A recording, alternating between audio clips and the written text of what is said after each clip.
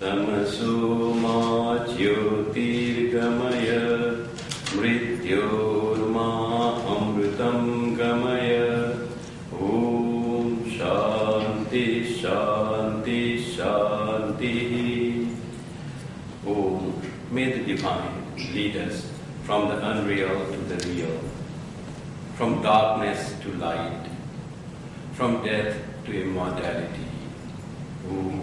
Peace, peace, peace.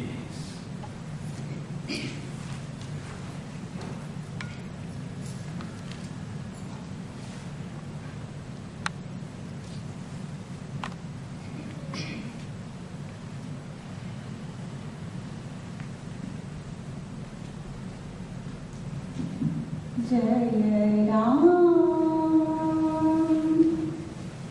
Shri Ram.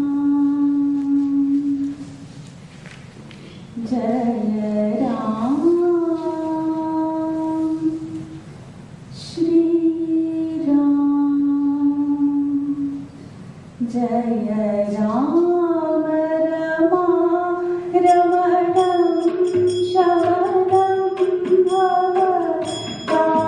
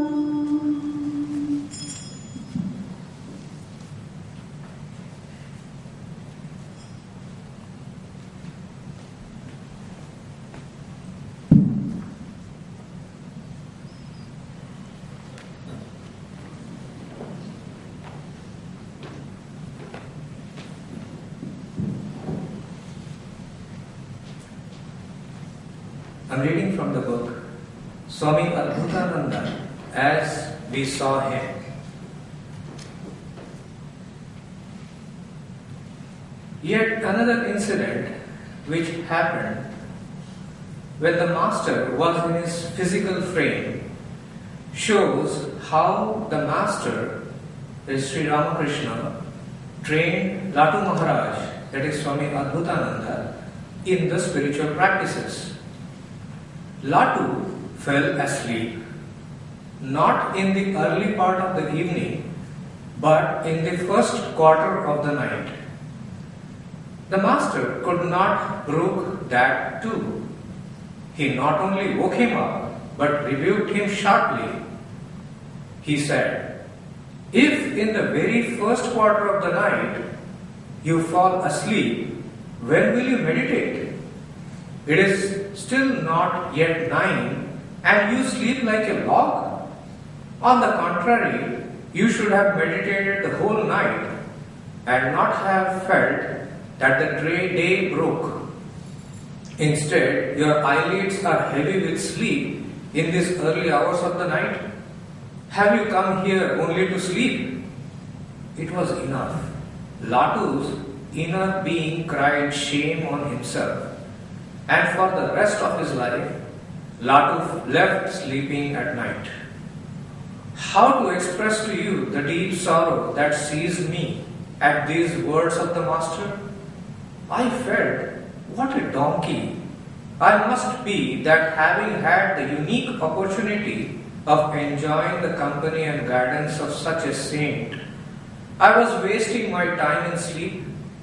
I went on whipping my mind, and having splashed water onto the eyes and face, walked briskly for some time on the bank of the Ganga, and when the body got heated sufficiently, I returned and sat near him. But oh, the insistence of sleep! Again I dozed. Again I went out for a walk. Thus did I fight sleep the whole night. Next night also the struggle continued. It was indeed a hard struggle. I suffered a lot even during the day. I did not, however, give up. Continuously the battle raged on day and night. Night sleep was completely brought under control.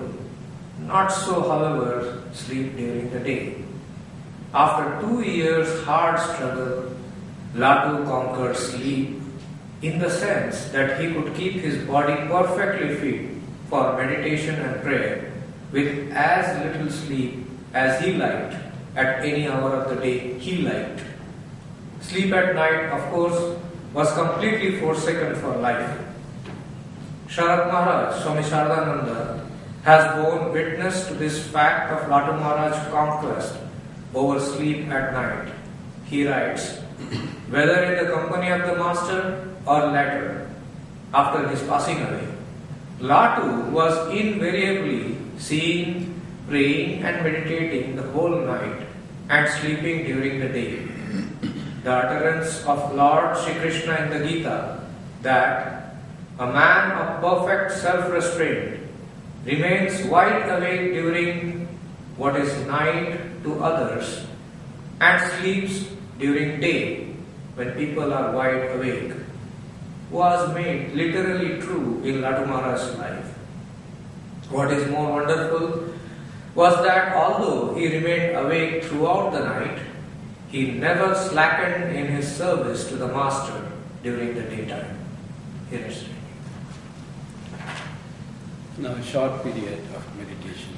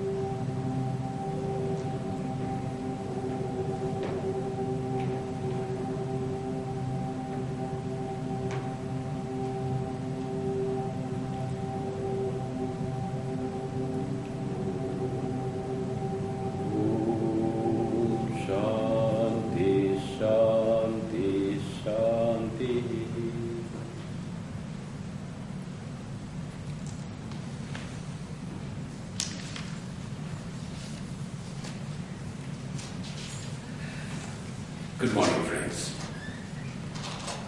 Swami Adbhutananda's birthday, according to lunar calendar, is after 2 days, this year on 3rd of February. So, we thought of remembering Swami Adbhutananda, a great disciple of Sri Ramakrishna. He is said to be a miracle. So, what is a miracle? A miracle, according to dictionary, is some unusual and wonderful event that happens by divine intervention or divine will. Something very good, excellent that happens, and its cause is not known. It seems not to be happening in ordinary sense, but by a divine will, by God's grace, something happens. It's described that by miracle I just was saved from the accident. You find how some earthquake and many people died. A small child was saved, so that is supposed to be a miracle.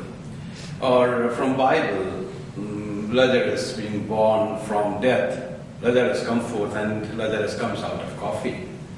So that is supposed to be a miracle. Something unusual, something great, something noble that happens by divine will is called miracle. Now Swami Adbhutananda here itself, the person, the personality, the life is itself said to be miracle. Why miracle Adbhutananda's life?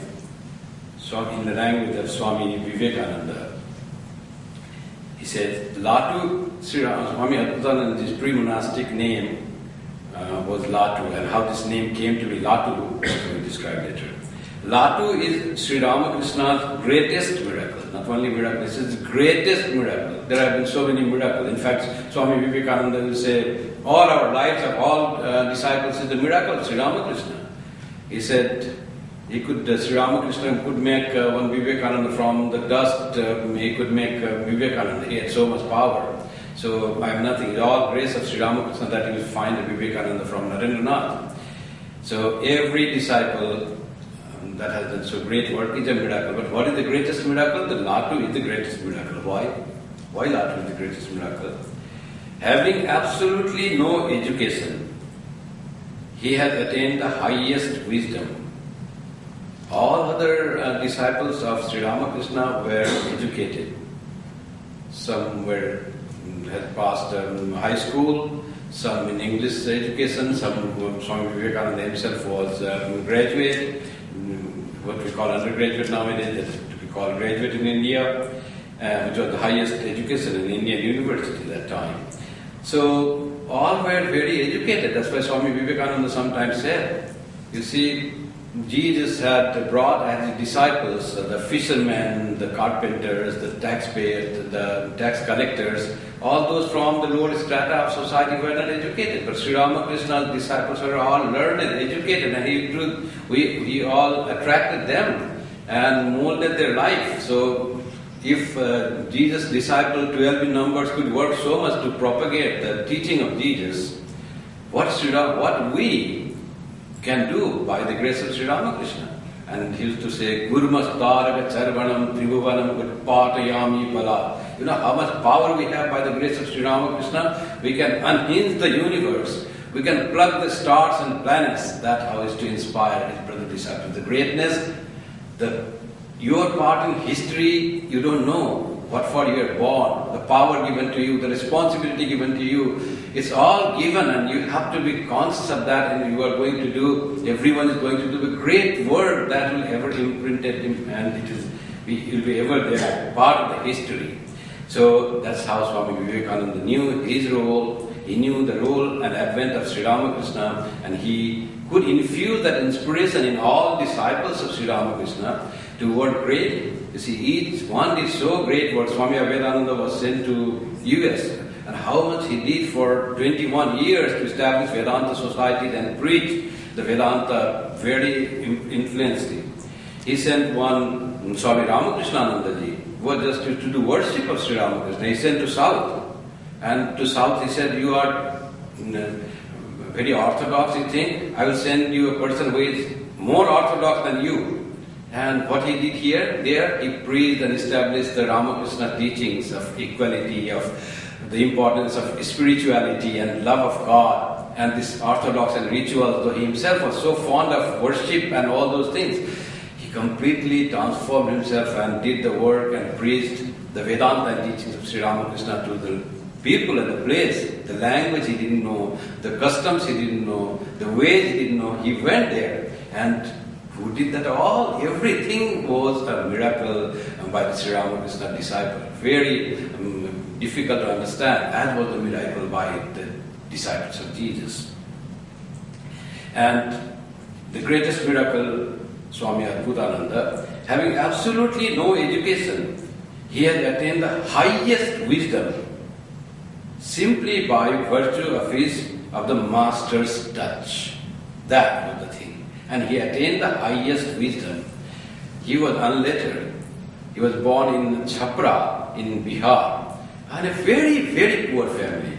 Among the shepherd boys, just used to take their sheep to graze, cattle to graze. That was the family doing. They were so poor that his uncle came to Calcutta. He lost everything in his debt, came to Calcutta for livelihood, just to do menial work, whatever he got. So he had someone relative was doing a work in Ramchandra Datta's office. So he came and he brought Latu also with him. And with that relative in Calcutta, he found a place for Latu to work as a house servant in Ramchandra Datta's house. Now Ramchandra Datta was a great devotee of Sri Ramakrishna. He was one of the first disciples of Sri Ramakrishna who said Sri Ramakrishna is the incarnation of God. That he proclaimed, he believed, he was convinced. And he used to work in medical college, he was a scientist. And he had so much of devotion, dedication to Sri Ramakrishna. And Latu comes, this boy, poor fellow, never studied anything. He comes and gets a chance to work in the house of Ramchandra Datta. But you see, it's poor, deprived, destitute, everything is there. But samskara or something. He must have been a great yogi in the past, who was just waiting for Sri Ramakrishna just to flower, that to bloom, all the yoga that he had in him. Otherwise, it's not explainable. It's Adbhutananda's life. And there, they say when they are poor, who have not enjoyed in life, their first goal is enjoyment. For them, God is not that attractive as attractive in the world. When all enjoyments are finished, then one goes to yoga, that's one saying. But this poor boy, when he was in Ramchandra Datta's house, what happened I will tell later on. So his name was, in his family there was child death, you see earlier. So in India also, in Bengal also there was so much child death. So people didn't want to own the child because all childs are dying. So they used to say, this child I sell to someone and buy in one kodi. Kodi is some shell, small mollusk shell. So they used to call egg kodi. I bought this in one kodi so that it doesn't belong to me because whatever it belongs to me is taken by God. So something it doesn't belong to me but it belongs to someone, ultimately to God. That was the concept that if thing is given to God, it will be saved. So this Latu's original name was Rak Tu Ram. Oh Ram, so many people, children are dying. You please take care of this. Rak means you protect, keep. Tu means, oh Ram, you keep this. It's not mine, it's yours. Like that, his name was Rak Tu Ram. He came to Calcutta, so Rak Tu Ram was very difficult in Bengali term. So in Sri Ramakrishna, devotees and also Ramchandra started calling him Latu. From Rak Tu Ram, he became Latu. Ram was spared, you are not being saved. That's Latu is simple. He was just a servant. And he came to Sri Ramakrishna. Latu was also difficult for Sri Ramakrishna, another great Pandit in a scholarly way. So he started saying him Leto. He used to call Naren as Loren. Sri Ramakrishna used to change his la and na, you see. So Loren. From Sri Ramakrishna's calling Loren or Naren, Latu started calling Swami Vivekananda Narendranath as Loren Bhai, brother Loren. Seems rhymes with brother Lawrence, you see. So that was how he used to say. And then he was become a servant in Ramchandra Datta's house. Ramchandra Datta was frequenting Sri Ramakrishna, was greatly impressed by Sri Ramakrishna's greatness and spirituality, his high caliber. He could fathom the greatness. It's not easy, you see, to fathom the greatness of the great holy person like Sri Ramakrishna, what simple person living in the temple and not yet expressed. There was not yet Keshav Chandra Sen was there in the first, like the 1870s. And he understood Sri Ramakrishna. And whenever he went and met Sri Ramakrishna, came back to home and used to talk with his friends and his wife about Sri Ramakrishna. And Latu used to listen what this Sri Ramakrishna is, Thakur is, and what he said. He used to say that, oh, Sri Ramakrishna said, unless you have yearning for God, you will not realize Him. You have to weep for God. Like those things, he used to listen there and come and relate. And Latu just got it. He was so impressed with his words. He had a wish to see this holy man. How to go there? He was just a servant, a boy in their house. But he used to very attentively listen to what Sri Ramakrishna used to talk to Ramchandra Datta when Ramchandra Datta went to Dakshineshwar. One day, Latu told to Ramchandra Datta, so when you go, can I also accompany you to Sri Ramakrishna? You see, servants are not supposed to ask those favors. But something servants are asked to do the manual work of the house, buy his groceries, clean the house, like those things. Where Ramchandra Datta will go, how he can go to the holy person? But he had so much wish developed. And one day, so Ramchandra Datta also agreed. He was a very nice, kind man. You can understand a devotee, real, genuine devotee, very kind man. So in late 1879 or early 1880, Latu accompanied Sri Ramakrishna. Seeing Latu, Sri Ramakrishna said, he just saw him and said, "Where did you get Ram? This boy, he seems to be a very pure-hearted person. How did you get him?" He said, "He's servant in our house, master," he said, "Good." And there he started liking Sri Ramakrishna. You see, by hearing about him was attractive, by seeing him he was just caught. Then, after seeing darshan, doing darshan, he came and listened to Sri Ramakrishna. He was talking, and then he met and he asked Sri Ramakrishna, asked him to come again. So he used to say to everyone, "Come again."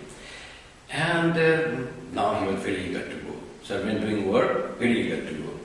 Now his second time, in February 1880, this date is mentioned when he went. So Ramchandra Datta wanted to send some fruits and sweets. He heard, Latu said, "I will carry. Can I carry this thing?" He said, "Yes, if you want you can carry it." So he carried all the way that about 6 miles on foot. He walked with a bag of sweets and fruits for Sri Ramakrishna sent by Ramchandra Datta. He came, he was very happy to see the master. He went to the temples and the master said, "Take some prasad from Kali temple." And what happened? He was vegetarian. And he heard that in Kali temple non-veg food was offered. For him it was very difficult to eat. Now Sri Ramakrishna, he said, I am a vegetarian, I can eat non-veg food. Sri Ramakrishna said, "You see, here is Kali temple and also here is Vishnu temple, temple of Sri Krishna. So here there is vegetarian food offered, so you can have that." He said, "I don't know anything. Whatever you eat, I will have prasad left over. That I will eat." And Sri Ramakrishna was happy. His love for this holy person already so developed. And he said jokingly, "You see, Ramlal, now he wants to take share of my food also." He said jokingly, but he was pleased to find his devotion to Sri Ramakrishna. He was not veg or non-veg. This was also a little going away. Now, this Latu found it difficult to work as a servant in Ramchandra Datta's house.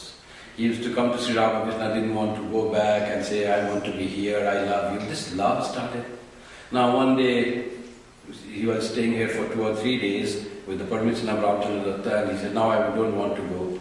And Sri Ramakrishna said to Ramchandra Datta, "You see, he doesn't want to go back to your house." He is persuaded actually. "If you don't go there, who will work? Ramchandra's family is my family. You want to serve me and you don't want to serve Ramchandra Datta." This is the relation between God and his devotees, between a sadhu and the devotees of God, you see. They consider everyone as their own family. Sri Ramakrishna saying, "Ram's family is my family." And you say you won't work there, it will be difficult for them. You have come there to serve. He said, "Don't worry, sir, they have already found another servant." And he said, "I will stay here, and have prasad and just stay." Then Sri Ramakrishna said, "Who will give you cloth to wear? Suppose you get food, and also you can stay with me. Who will give you cloth?" "Oh, they will give me cloth." "Oh, so you work here, and they will give you cloth." And this is Latu's wisdom, he said, and his faith in love, and how real love he found. He says, "Because Ramchandra Datta, Rambabu loves me, and he will not mind giving me a cloth, 1 or 2 cloths a year." So that was the power of love he understood, because he was himself so much experiencing love of Sri Ramakrishna.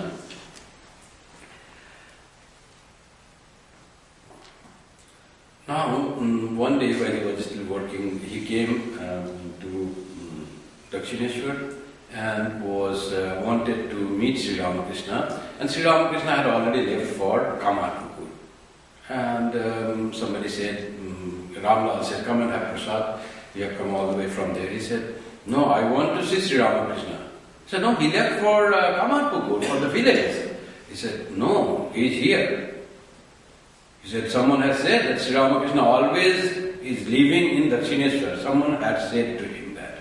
So he had so much faith in Sri Ramakrishna's presence in Dakshineshwar that we feel, you see, when we go to Dakshineshwar and sit in Sri Ramakrishna's room and meditate there with closed eyes and little of faith, even with our little faith, Adbhutananda's faith was great faith. With our little faith, we see that we can feel the presence of Sri Ramakrishna sitting on that small couch and he is there and the disciples are there. You can imagine and feel the presence. That's how the presence is felt. And ours is presence felt in imagination. His was the conviction that Sri Ramakrishna is there. So he said, no, until I meet Sri Ramakrishna, I will not eat.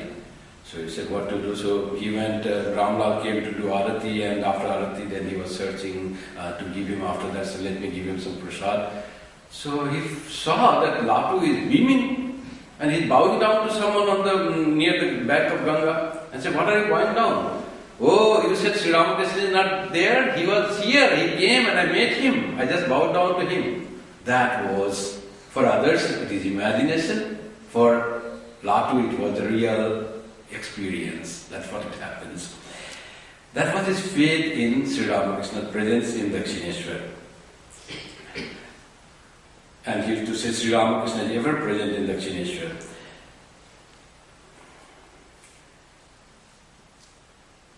And finally Sri Ramakrishna himself said, let this boy remain here. Ramchandra agreed, he was so devoted to him.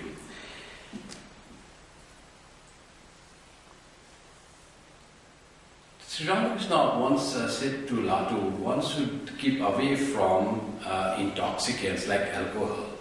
So don't go near alcohol shops, wine shop. So Latu was so much of this following the instruction, and he once he himself said that I feel disturbed when I go through these wine shops.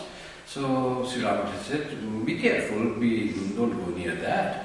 And what he started doing while he was still going to Ramchandra and coming there. So when Sri Ramakrishna said that, he started taking a detour.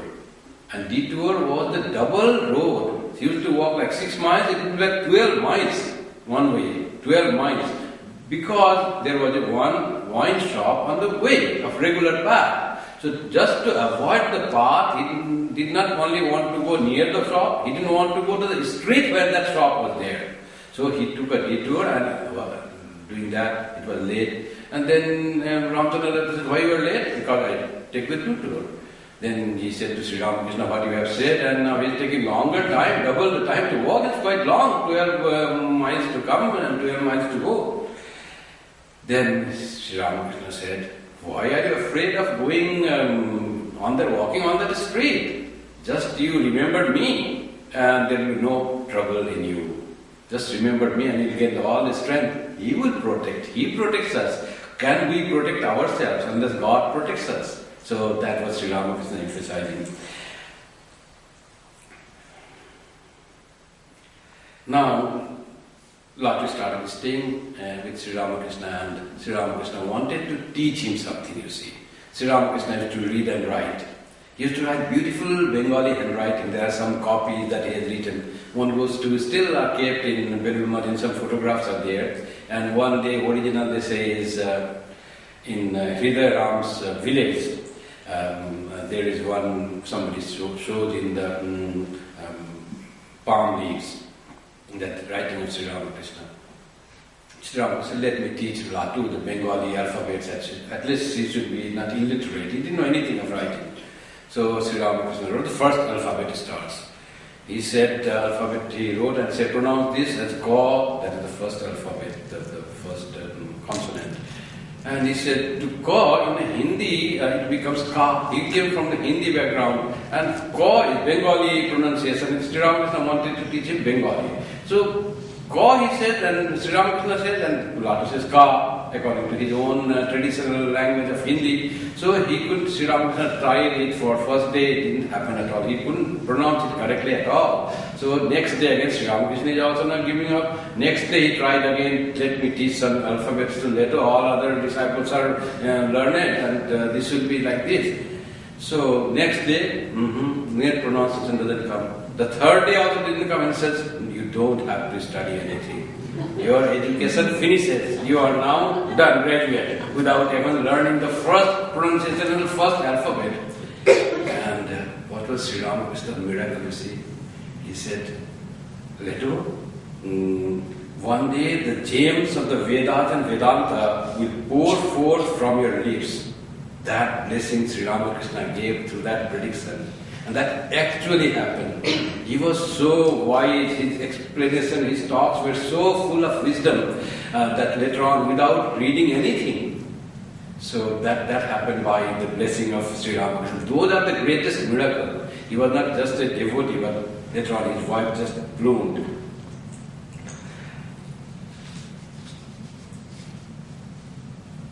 One day, Latu was quite tired, and Sri Ramakrishna gave him opportunity to fan in summertime. You see, that's how Sri Ramakrishna used to give to some people this opportunity to serve.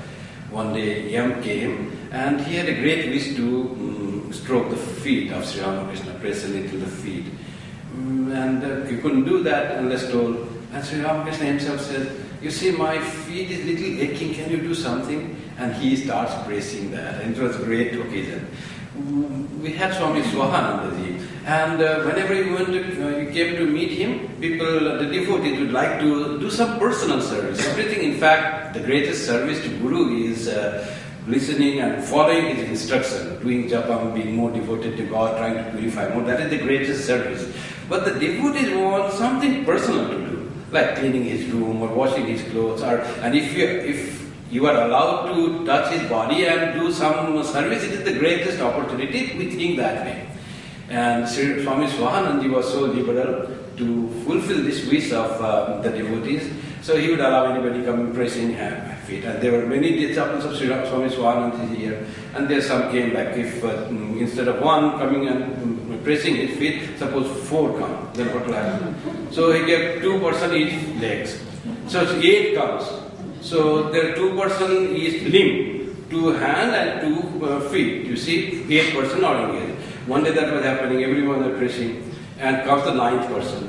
Now he says, oh, the 9th disciple comes, and he says, now you see my all parts, organs are all being served, what to do? Then he said, now this head is remaining, if you want to press, you can press my head. So that is the grace of these Gurus. And he said, do you think I need this thing? This is all for you to, I just give it to you for that. So Sri Ramakrishna also had allowed Latu to press his feet one day. And while pressing his feet, he's fanning him, and Latu felt very sleepy. He was tired whole day. And yet he was fanning. Just we heard the story of his wonderful story of how he conquered sleep. You can conquer any weakness. He conquered sleep totally, and he never slept after that during night time. And whatever he needed, it was needed during the daytime. He had to take some nap, and that was sufficient for him. Some medically people think, oh, you have to sleep at least 5 hours a day. If it is less than that, your mind will not work properly and you will take wrong decisions. If you sleep 3 hours a day, you may take wrong decisions. Some people say that way. Who do not know that how much the person can control himself and how this thing, the food, the sleep like food, is also can be controlled and taken very little. You can just make it according to your wish, but you need to struggle. How Swami Adbhutananda struggled for 2 years to just control the sleep. And this controlling sleep, and he said, it doesn't say that he didn't sleep at night, but said whenever he wanted he could sleep and that would be rest. And this is very nicely said in the Gita, the quality of one who controls the sleep. There is a Sanskrit word for that. It's called Buddha Kesha.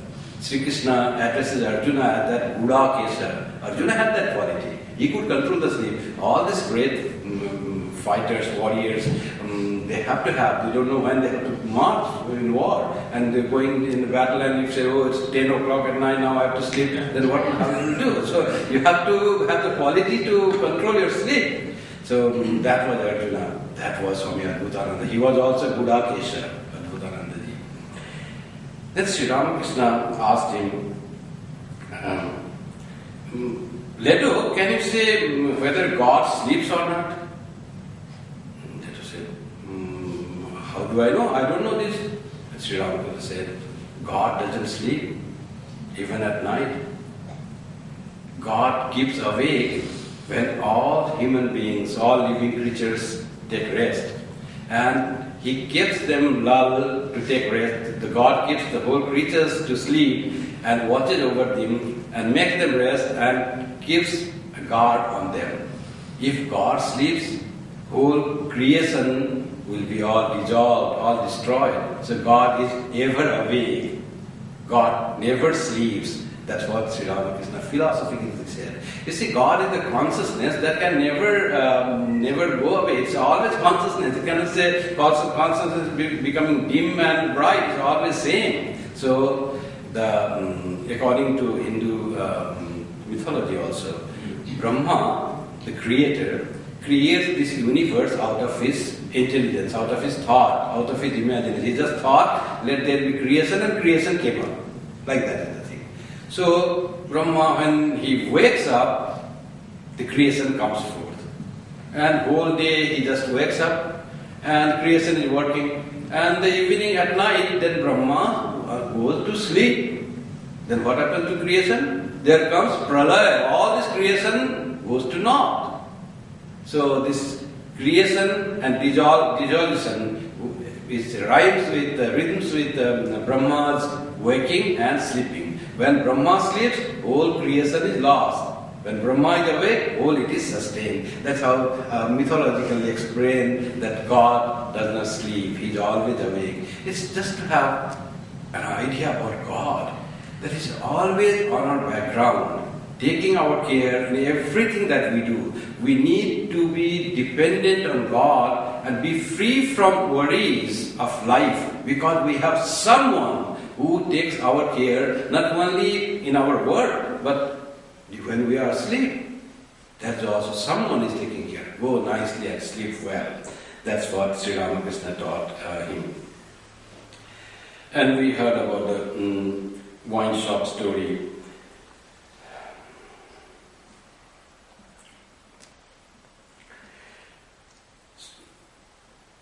He always, Sri Ramakrishna said about the practice of brahmacharya to his disciples. He said, Sri Ramakrishna said, brahmacharya comes, by the practice of brahmacharya comes intellectual conviction, and then comes faith in the power of Brahman.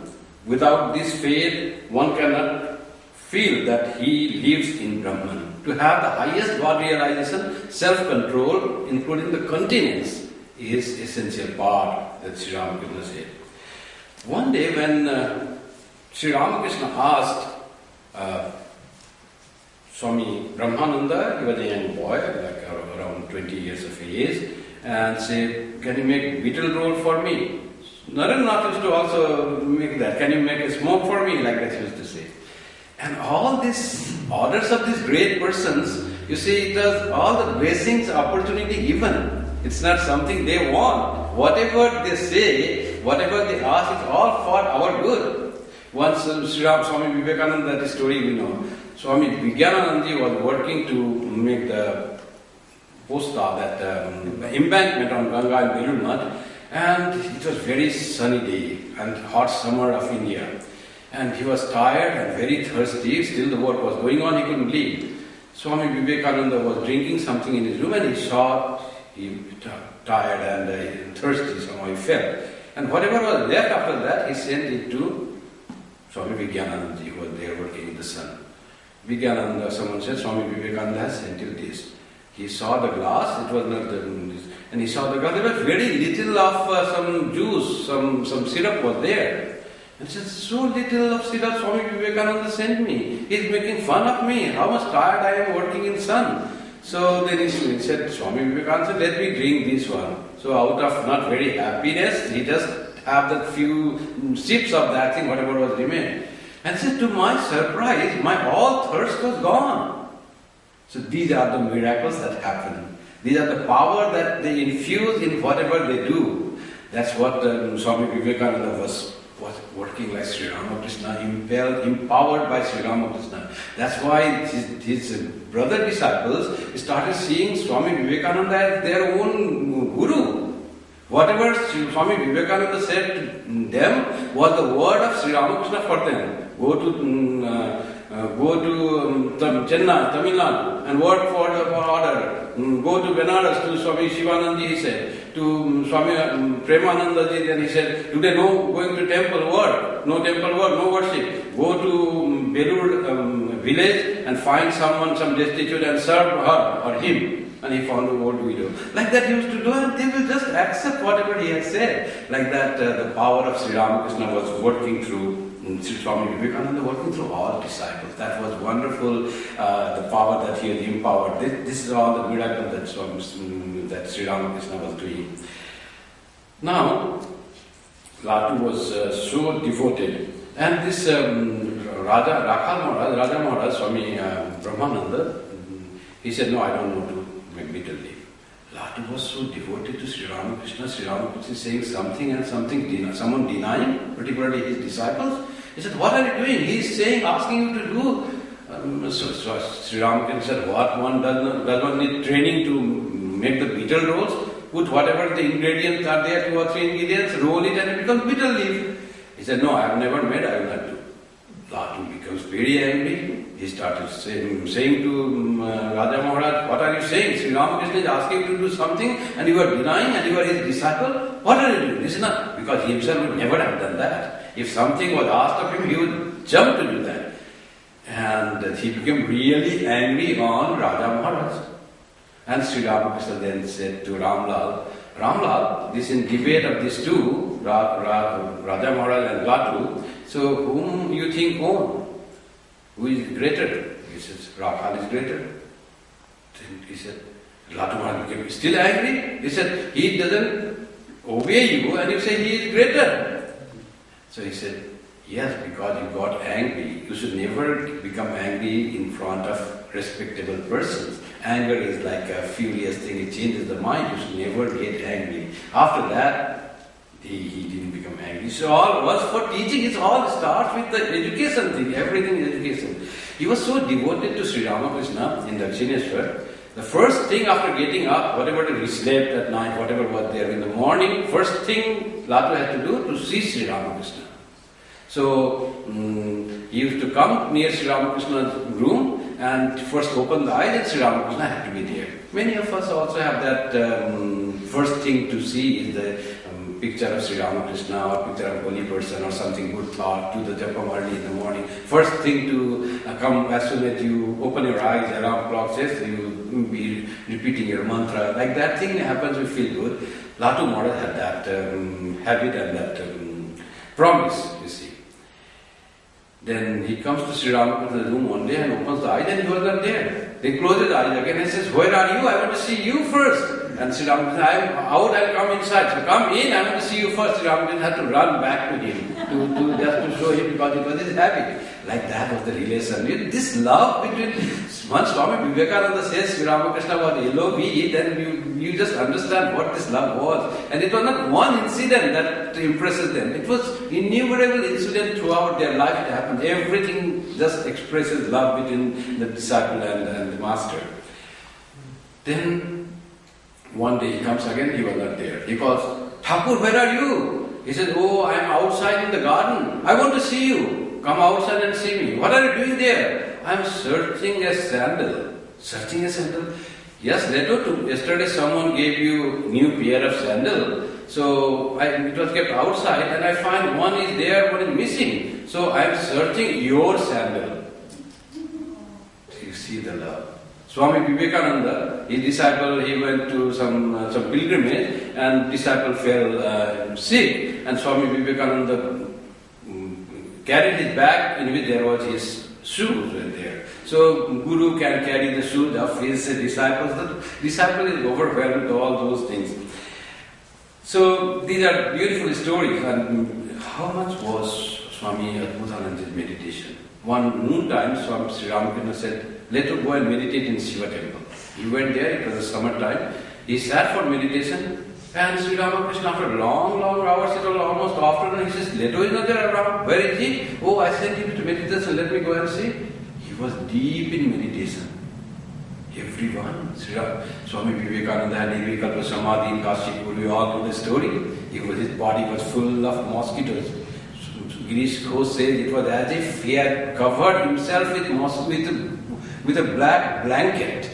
That was, he was seeing full biting whole body, and he was immovable, unaware of that. That was a deep meditation, and that meditation we see him when he was in Thousand Island Park. It was pouring down, rain, not aware at all of his meditation, of his body at all.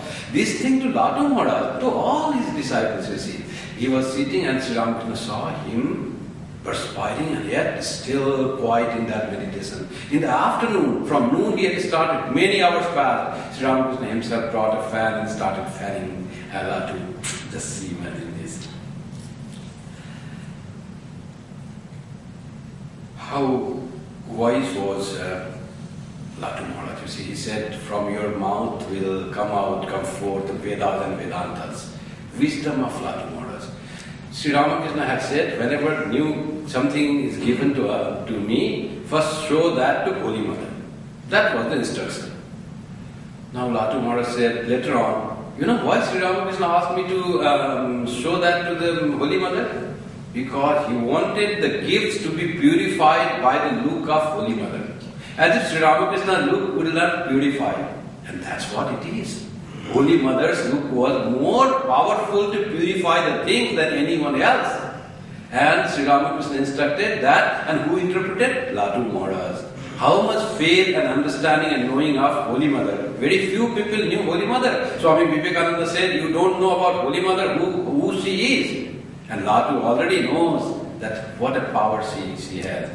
Now, one day, Sri Ramakrishna asked, Latu, what your Lord Rama is doing? Sri Ramakrishna had initiated him in Rama mantra. Today's beautiful Rama song was being sung. Latu Maharaj's Ishta was Sri Rama. He had got the Sri Rama mantra from his childhood. And he said, what your Rama is doing now? He said, I don't know. He said, Rama now is putting through elephant through the eye of a needle. Eye of a needle. Putting a camel, big elephant, eye of a needle so small. That's what Jesus had said. God can put camel through the eye of a needle. And what is its explanation? What does it mean? God can do anything. That is, we have explanation. But see the explanation of Latu Maharaj. He says, do you know what does it mean? He means that in a the container or the recipient, though it is not capable to get, but God can pour highest knowledge in that person. That is, Sri Ramakrishna, or God in form of Sri Ramakrishna was pouring all the knowledge into me who was not capable of doing that. That is called putting elephant through the eye of a needle. Very small space, but they can just submerge, they can put that in that. That's the power of God. Beautiful explanation of this putting elephant through the eye of a needle or putting camel through the eye of a needle. Swami Adbhutananda, from 1886 to 1912, he lived a very, very austere life. In 1912, he moved to Benares. Our ashram was met already. He moved to Benares. In Calcutta, in Belur when Swami Vivekananda came, and he made some rules for the novices. He said, in the morning the bell will go, and all will have to come to the temple after oblation and sit for meditation. Those who cannot go, do this, they have to leave the camp. They have to find other ashram, other thing. They all have to follow this rule. He wanted to do this. Swami Adbhutananda was going away from ashram, Belur. He said, later where are you going? So he said, no, I can't have that. Your bell rings and my mind is prepared for meditation. That will not happen. So I am not fit to be here. So Swami Vivekananda sometimes thought, you are an exception, no rule for you. You can go and meditation whenever you like. I am doing this rule for the novices, those are coming, you have to regulate their life, they are not like us. That they at will they can have meditation, they have to be disciplined. That was the thing. Then after that, Swami Vivekananda once took Swami Adbhutananda to Srinagar with his American disciples, you see. Beautiful story. He was a illiterate man, grew in the village, living almost many times outside, and company of Western educated culture, this person with Latu Maharaj became. And he had so much of this orthodoxy in his behavior. He would not freely mingle with the women and all that close. And what he did, there he said one day, Swami Vivekananda said to two American disciples, go to the boat when Latu is there. And Latu was supposed to have separate boat, no other householders or women came. And as soon as he saw that the women are coming in boat to keep himself at that monastic house and all that, where to go? There was no place to go. They were entering, there was only one way to come. He just jumped into the dull lake, into that cold water of the lake. And Swami Vivekananda didn't think it would be that way, he was just making a fun of it. One day he told to Latu, Latu, these American devotees will say something to you. You just be courteous and say to them, I don't care. So they came, this devotee was there, conversation started, and they said it's very good, and said thank you. Latu Maharaj said, I don't care. And first they were surprised, why this answer? Later on they understood this must be fun of Swami Vivekananda, and all laughed like that. Swami Vivekananda was explaining about a temple. It is so beautifully done. It must be so many years old. This temple is being done. Latu Maharaj said, how do you know? It is so many years old. It was built in some 12th century or 13th century. How do you know? He said, Leto, if I could explain to you, then the thing would be done. How can I explain to you? You cannot understand the timing, the evolution of architecture and all that. Then Latu Maharaj says, oh, that is your erudition and your learning, that you cannot even explain to a fool like me. How would you explain to intelligent people the things? That was said. That was Latu Maharaj. One day Swami Vivekananda gave lecture, and people were all praising Swami, fantastic lecture. It was in India. And Swami Vivekananda asked Latu, how was the lecture today? He said, I couldn't understand what you said. Then Swami Vivekananda was very happy. You are the sincerest person. You are the wonderful person that you can speak the truth to me. You might have not understood what I said because it was said in a different way to make the people understand. Latu Maharaj passed away in 1920, and his passing away is beautiful. So just I want to read from that. How was the great said, and they say when a holy man leaves, that's something to see, his lifestyle.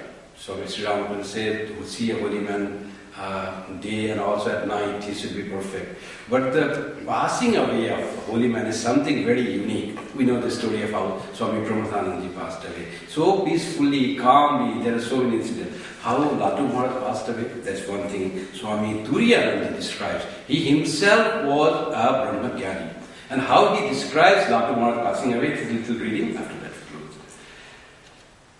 The last days of Latu Maharaj have been very beautifully described by Hari Maharaj, Swami Turiyananda, in his letter dated 25/4/1920. Perhaps this letter he wrote to MacLeod.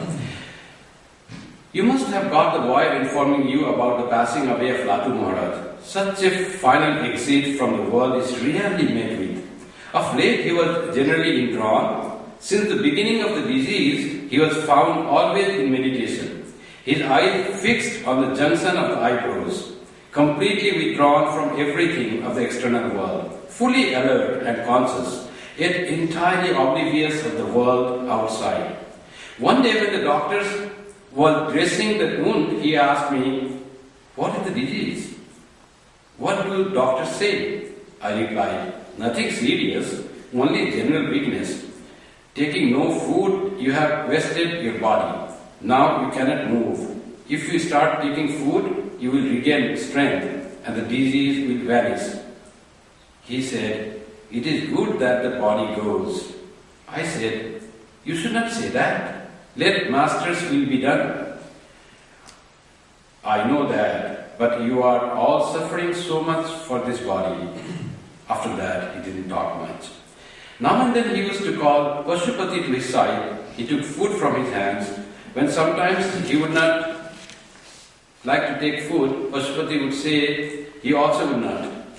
Then he would take a little. But the night previous to his passing away, he refused to take anything. When Pashupati said he also would not eat, Out came the reply, "Don't take." A reply that indicated that the last loose knot of Maya had also been cut asunder. Next morning when I visited, I saw his temperature high. I felt the pulse. There were no beats. The physician came and examined the heart, but could not get any sound. Temperature 102.6 degrees Fahrenheit. But there was no change in his consciousness.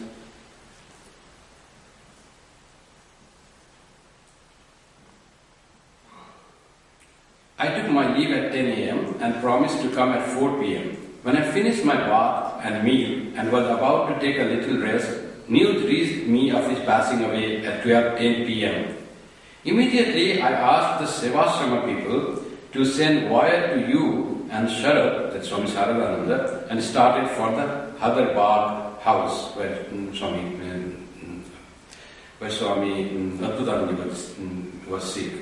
Going there, I saw him lying on his bed, right side with the left hand resting on the pillow, as if he was sleeping. When I touched his body, I found it as hot as when the fever was on. Who will say that he was sleeping the eternal sleep? His face was bright and calmer than ever. Most people of the two ashramas were present. Loud, fervent singing of the Lord's name was started, and it continued for 3 hours. At 4:30 p.m., his body was seated in his squatting posture, and after performing puja and aratika, was brought downstairs. When he was seated up and puja etc. were being performed, the expression on his face was so beautiful that I cannot express it. I have never seen his eyes so full of peace, mercy and bliss as they were then. His eyes were generally half closed, but now they were wide open, and what love, joy and what equanimity and fraternity were beaming out of his eyes beggars all description. Whoever saw them were simply bewised. The beams of bliss coming out of the eyes appeared to be blessing all in a gladsome farewell. The scene was wonderful, charming, touching one's heart to the core. The Lord, it appears, has shown us this scene in order to fulfill true significance of his name, Adbhutananda, one of unprecedented bliss.